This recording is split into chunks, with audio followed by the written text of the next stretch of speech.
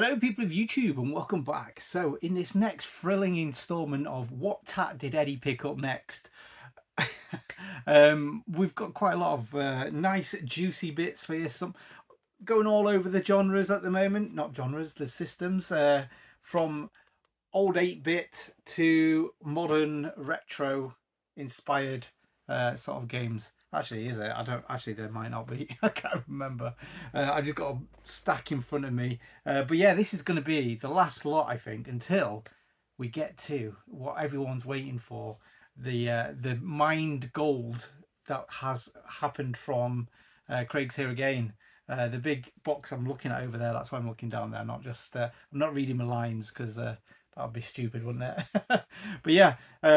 Really excited to go through that box because there's a lot that I want on display in that box. So and then I can start doing a room tour, can't I? Nearly there, nearly, guys. Actually, I've not actually, since the last video that I made, I've hardly touched this room, to be honest. I've done a couple of things but nothing major. I've mainly been doing my living room, and I'm super proud of my living room, I've got to say. Probably more so than my game room, even though it's a lot more minimal. It's yeah, I'm just proud of it. But we won't be doing a room tour of that one. Maybe, I don't know, because there is video games down there, I suppose. But anyway, we're rambling now. What crap have I picked up this week? Well, it's not this week, is it? There is stuff that's probably in the last week or two, but there's more so stuff from a lot longer ago. But we're going to kick it off. Something that's quite fitting. Something very Halloweeny. Since we're nearly there, that's next week, isn't it? So, yeah. What game could I get that's 8-bit? So let me just preface this as well. We're going to go older to the latest at the end. So it's going to be 8-bit to start off with. So what could it be? We have got Splathouse for the 8-bit NES. So this is a game I've been wanting in my collection for the longest time. I love like horror inspired video games, and yeah, I love my NES and my 8-bit, and yeah, and I know James, Retro Import Gamer, he knows as well, and he pointed me towards this direction. He was like, this could be a cheapie, and it was. It really was. This is one game for the Super Famicom, for the Famicom, that I actually wanted boxed, which is another thing that he knew. It didn't, which I didn't realise when I put the bid in. It doesn't come with the manual. It just comes with the cart. The cart's a little bit faded and everything like that. But it was like something like 35 quid, which pretty much is cart only kind of price. And yeah, this has got some cool artwork, I've got to say. So yeah, this is very different to Splatterhouse as us Westerners know it. This is more of a sort of like action platformer, almost. It's sort of like, it still has the tropes that you sort of like know from Splatterhouse, but what changes it up even more, it's a super deformed, an SD style version of it. So yeah, it's super cute, really colourful, really interesting platformer that I've still never played, which hopefully I'll be able to get to play soon, because got something else coming, hopefully. So 8-bit, well, what have we got 8-bit? So we have got another game that I've been wanting to play. It's always like been on my radar, but it was ever since Tootie UK picked this up, where he showed some video footage of it, and I was like, actually, looks a lot better than I thought. And it is W Ring on the PC Engine. I should have put some more bloody time into looking at these games, because it's been a long time since I've fully looked at it. I can't remember what the mechanic of this is that makes it a little bit special, but this is, as hopefully you can see, a really colourful game for the PC Engine. It's a lot better looking than I was expecting. A lot, especially compared to like the sort of like dull sort of like color tones on the front cover. It looks very plain, but it's not a plain game. It looks really good. Really looking forward to that. I think it's a little bit R-typey, if I remember. And then next up, we have got something very special. Never thought I'd actually own this. I actually have a repro of this, but now I have the original copy, and it is Sylphia. So this was bloody expensive. I've got to say, PC Engine has been getting a lot of my money recently, and yeah, this is a big hitter. I didn't pay too much for it. I paid very much under the going rate for this. So yeah, what is this game? So this is, I think it's a very late released PC Engine game. There's no spine card, which helped bring the price down. I'm not a big spine card fan because they only just live inside here and just fall out and get in the way. I'd rather just pay less and have this on my shelf. Very unusually, it does have sulfur on the side. So a very easily reproduced game. There seems to be a lot going about, but I did the whole checks from here with the spindle. That's a good way to check. There's like I think is it numbers or something that like sort of match up. And I got it from a collector that has been collecting for a long time. So yeah, I kind of had a lot of trust and faith into like knowing this is going to be a good game, a good one. Sorry, a genuine one. But yeah, good game. I don't really know. I've not really played it. Like I say, I'm still waiting for. Well, actually, I have got it, but I've just got. I still need to sort out my power adapter for my PC Engine. I've received it since, but I've just not got around to installing it because it's not as just simple as plug in and play. It really isn't. I've got to pull things out and then sort out. But that is my next on my list. So yeah. Anyway, Sulfia. What does this play like? I believe this is a bit like Legendary Wings, which is a Capcom shooter back in the day. Very similar to that, sort of like a mythical style shooter, a little bit surreal, not surreal, I don't know what the word is, a bit there's another game, Felios. It reminds me a little bit of Felios as well, but more Legendary Wings, but as if this is the sequel to it. But yeah, really cool. Heavy hitter. I can't believe how much I bloody spent on it. And it was a bargain. Sometimes you see these bargains and you have to just pounce on them because if you don't, you'll never get them again. And when you're trying to buy stuff for the house, that's not a good idea. But fortunately, the next game I got on my list is a bargain. This was £18 delivered. And this is the last game I actually picked up, and it's a Mega Drive game, and it is Dino Land. So yeah, all complete, a little bit of a tatty manual, but for 18 quid you really cannot grumble. I'm pretty certain this, I've seen this go for that price and up to like 50-60 quid. It's a bit of a random one, this one. So yeah, if you're looking at this, you're probably going to think this is a platforming game. However, it's not. It's a pinball game. Really strange pinball game. It's by Wolf Team. So I guess they wanted to emulate what Renovation did and play their sort of style. Because Renovation and Wolf Team are very similar, I find sometimes. But yeah, really cool pinball game. I love my pinball games, so it was a must buy. I wanted to get this even before I started collecting Japanese, mainly because it was a pinball game. So yeah, cool to have. So actually, I'm gonna just do this. Like I say, I've not really put this in any order, but yeah. Next up, another Mega Drive game, and it is Twin Hawk. Is it Twin Hawk? I always forget what these called. Dyson Poo. I don't know. I'm going to put the name down here so I don't just sound like I'm saying like poo from Hoover. Dyson Poo? I don't know. But yeah, this is a game that was, in fact, this kind of is related to what I'm showing next. Yeah, a game that I've had on PAL systems before and now upgraded to the Mega Drive. And this is the last game I bought because it was one that James Retro Game Import showed me. Again, he was like, you need to get this, it's going to go for cheap, and it really did. I think it was like 20 quid, and it is in absolutely stellar condition. This is in really good condition, and for 20 quid you cannot grumble. This is pretty cool. If I remember correctly, it's been a long time since I played this. when you what's kind of like interesting about this is you sort of like create a formation almost. I might be making up. I might be talking about another game here, but you create a formation where you are just your helicopter or your plane, I think, and when you power up, you get like more planes coming side by side by side. A little bit like what's that other game called? I can't remember. My brain's knackered. It'll come to me in a second.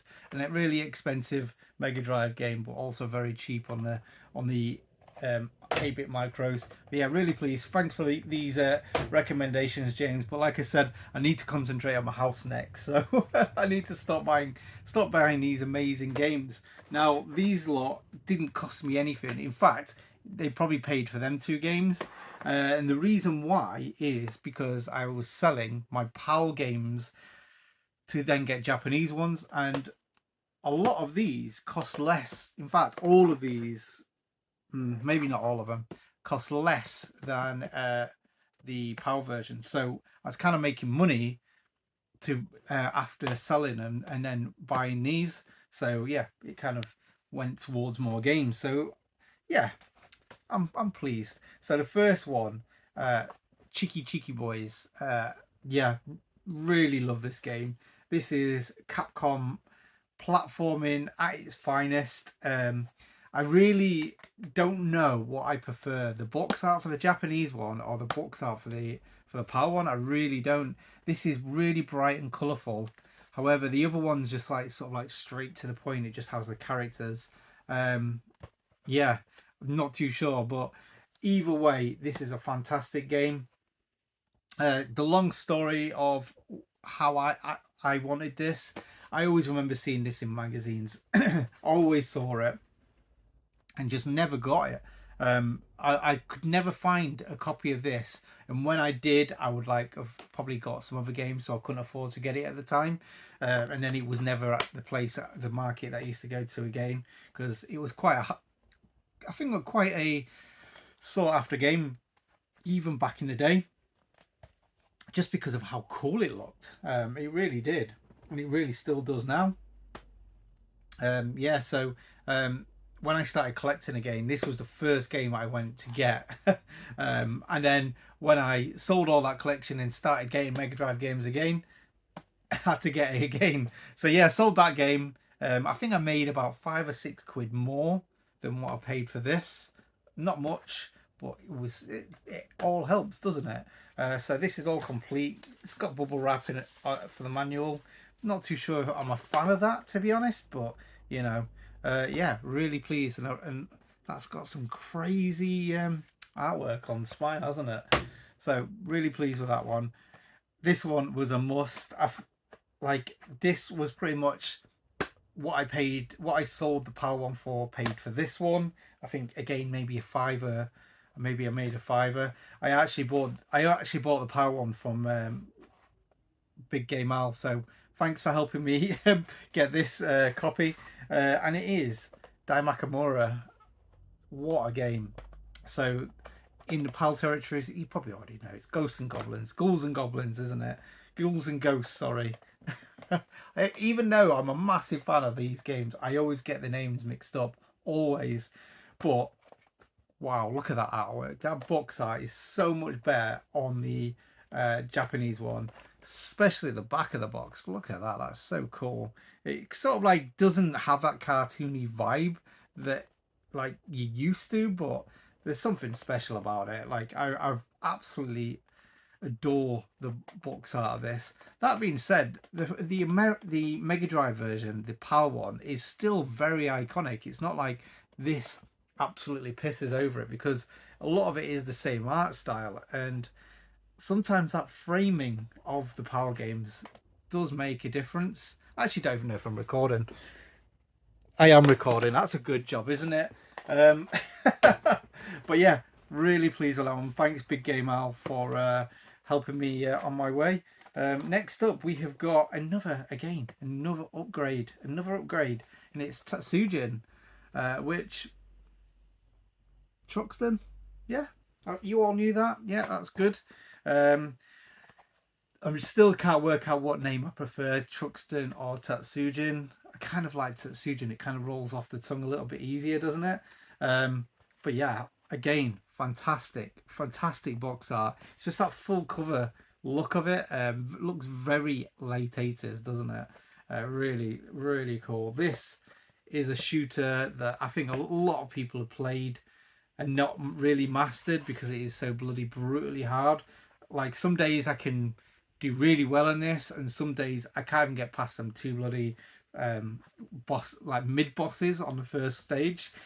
It's one of them games that it's like you really need to be prepared for when you're playing it, especially the arcade version as well. But yeah, again, fantastic.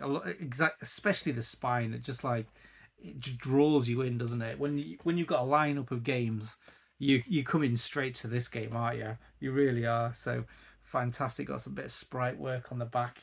Just works really well. Next up, we have got.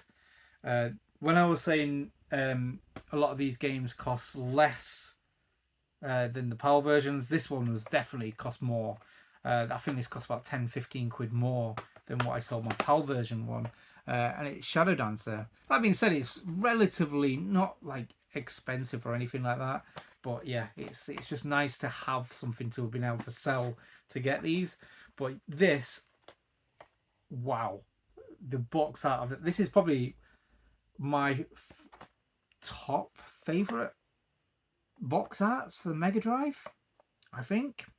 I'm not too sure. I might have not come across a box art yet that maybe would possibly top this, but I'm quite sure that this is my favourite box art. Even the back of it, I mean, it's just absolutely top tier box art for me.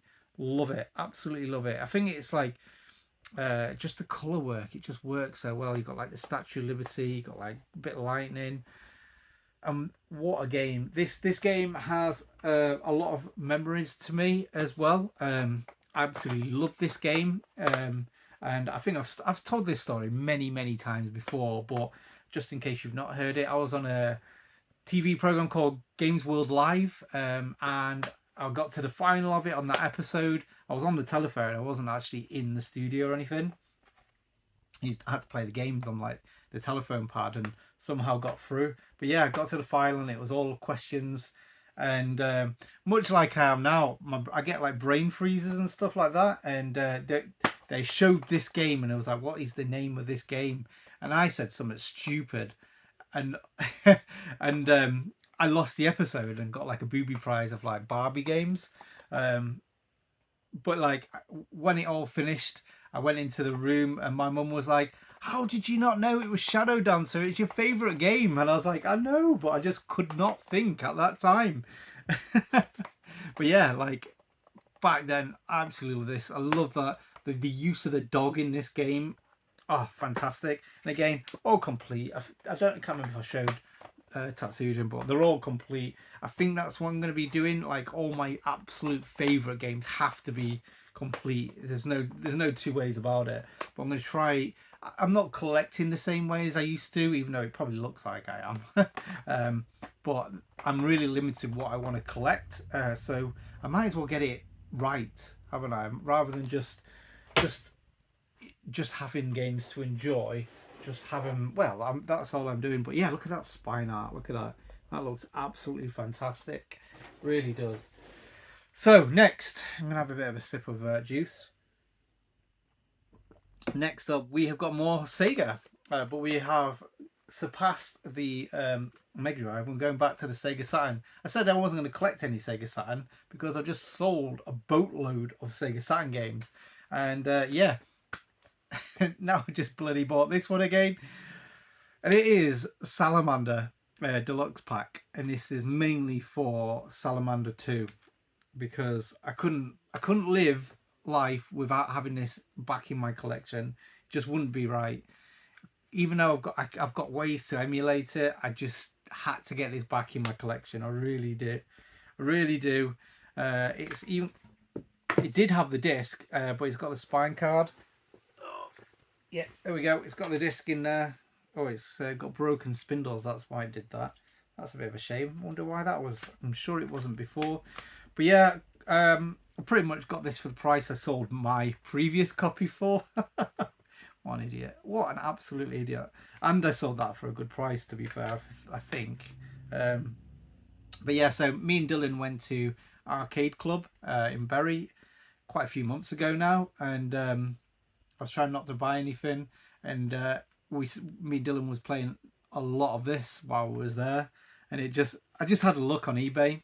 And I think I put an offer for 20 quid less than what the guy had this up for, and I think he I think he just accepted it. I don't think he even did a counter offer, and I just was shocked that I got it for that price. So really pleased I did, because like I say, this is one of my favorite Sega Saturn games. I've got a lot of a lot of memories for this, but only like recently in the last year or so, because we did a bit of a high score challenge, and we randomly picked this game. I think. Oh no, actually, I think me and Dylan played this one day at mine, playing it on on the arcades at mine, and then we just started to play it for a high score challenge, and actually absolutely fell in love with the mechanics of it. Such a doable game, not a very long one for a shooter. But it's just such high intensity, great music, great visuals, and just great fair gameplay. It really is. This is one of the most fair games that you can actually play. Fantastic, fantastic. So we are going to go to PS4 games now.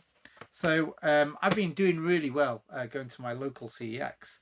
I've been getting a lot of really good games that I've been wanting for a long time for fairly reasonable prices. And this is one I've been wanting in my collection for the longest time, and it is Kenna. I don't know actually how you say how you say it. Bridge of Spirits. So this looks almost like a 3D style cartoon. It looks fantastic. I've heard so many good things about this. Mainly, it's sort of like a more adult Zelda. Out Zelda. The 3D Zeldas, that is. So I love Zelda, but I just don't like the way it's gone with sort of Breath of the Wild and stuff like that. So I think this is going to be good, because this is the more old school 3D style Zelda games. So, or at least that's what I believe anyway. So yeah, I'm gonna have a great time with this. I can't wait to get this. And now I've shown you.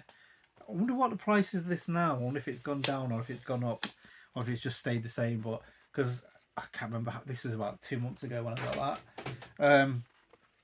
Next up, another game I've been wanting, and it's sort of like, it has been this price what I paid, but I just never. I don't know. I wanted to get a bit lower, but I have a feeling this isn't going to go any lower. I've heard so many people say so many good things for this, and it is Disco Elysium.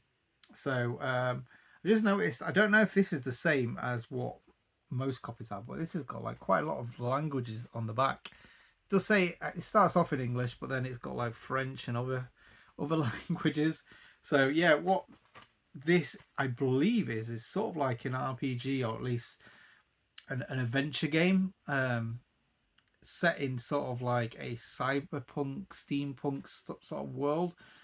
I don't fully know, because I've heard so many people talking highly about this. I've sort of like looked away and sort of not got it. So yeah, another one I'm proud. Oh no, this is a sticky seal. Look at that. CX stickers are absolutely a nightmare. So I'll have to get some WD-40 on that.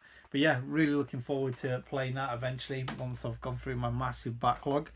And next up, again, one of my friends recently played through this and said this is his game of the year, which high praise indeed. High praise indeed. And again, from my local CX. I think this was 22 quid. I did see this cheaper once upon a time. It was like 18 quid. At 15 quid is usually my biting point for PS4 games. So this is quite an expensive PS4 game for me. But I feel like this is going only one way, and it's back up again. Back up in price again. And it's Yuri Kill. I don't know how you say it. Eurokill. This is an odd game indeed. It is half visual novel and half shmup shooter. Yeah, what a game. So yeah, I'm really looking forward to sort of like seeing how they merge the two gameplays together, because this is just not what you'd expect two games to work like. But that being said, I do find the pairing of shmups and RPGs, and I suppose sort of like visual novels quite good. I think they quite work together, because you can have like this the quick blast frenetic sort of gameplay of a shooter, but then like relax and have like a long-winded sort of like more of an experience of an RPG or a visual novel, and then just go in between the two. That's what I think a lot of people do that. Whereas this, it has that sort of like merge of the two genres, and you can enjoy the sort of like relaxedness and then freneticness all at one go. I'm trying to use big words here, right? I shouldn't be doing that. But anyway, that is my pickups. And wow, I can't wait to show some of these games. I really can't. Some games I can't even believe I've got. A lot of games I've been admiring in Craig's collection for a long time. I think most of my collection is pretty much Craig's by this point, except for the PS4. But yeah, anyway, thanks for watching. Enjoy your games, whatever people say. Peace. See you on the next one. Bye.